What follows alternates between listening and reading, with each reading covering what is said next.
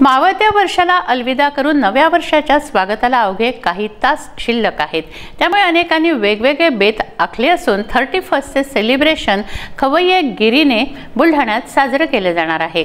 विशेष म्हणजे chicken, mutton, मासळी, खेकड्यांसह यंदाच्या 31 मध्ये मांसाहारी खवय्यांवर कडकनाथाची काळी जादू चालणार असल्याचंही उत्साही चित्र दिसून येत आहे। 31 निमित्त मोठे हॉटेल, रेस्टॉरंट, ढाबे सज्ज झाले आहेत। 31 डिसेंबरला नवीन वर्षाचं स्वागत करण्यासाठी अनेकांनी मार्ग शोधले आहेत। या दिवशी मोठ्या प्रमाणात मांसाहार केला जातो। त्या दृष्टीने बुलढाण्यात चिकन, मटण विक्रेत्यांनी मोठ्या प्रमाणात कोंबड्या, बोकडांचा स्टॉक करून ठेवलाय। गावठी कोंबडी, बॉयलर कोंबडी, विविध मासे, खेकड्यांसह तितर बटेरही छुप्या मार्गाने विक्री केल्या जात आहेत। 31 ला किती खेकड्याची ऑर्डर वगैरे काय मिळते तुम्हाला? हां, मिळली ना, मिळली ऑर्डर मिळली। कशी मिळते? 10 किलोची, 20 किलोची अशी ऑर्डर मिळली आम्हाला मंगळवारी। रोज किती विकले जाते?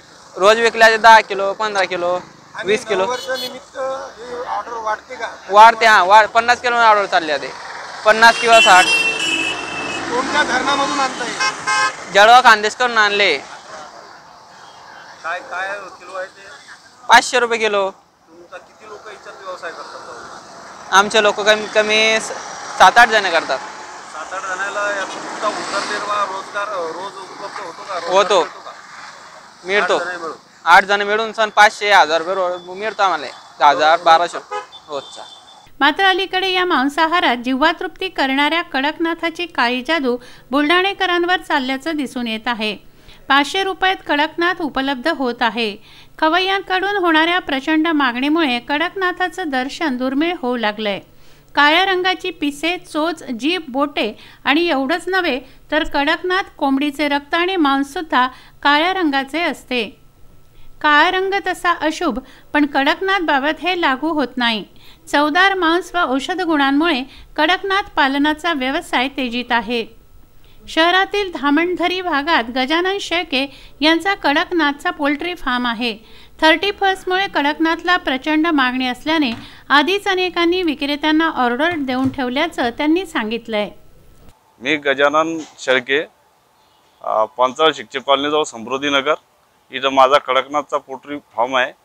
आणि एक छोटासा असा पोल्ट्री फार्म 6 ते 7 वर्षापासून मी कडकनाथ पोल्ट्रीचे चालवत आहे। आणि या वर्षी कडकनाथ कोंबडीची खूप मागणी वाढलेली आहे।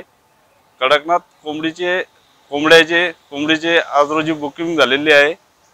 आणि मला याच्यापासून बराचसा माझ्या घरगुती कुटुंबासाठी बराचसा याचा फायदा होत आहे। आणि कडकनाथ कोंबडीचे हे मांसही काळे असते आणि याच्यात कोणती फसवेगिरी होत नाही।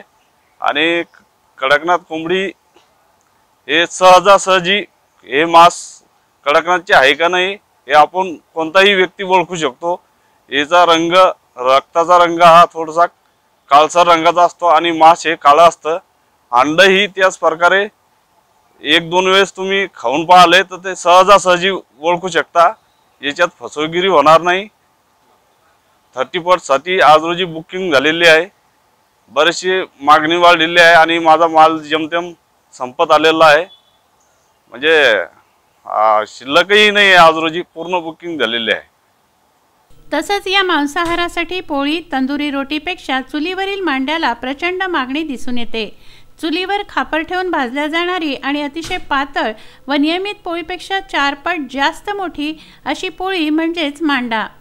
महिलांनी उपलब्ध करून दिलेली ही मांड्याची गरमागरम मेजवानी खवय्यांसाठी एक वेगळी पर्वणीच ठरते।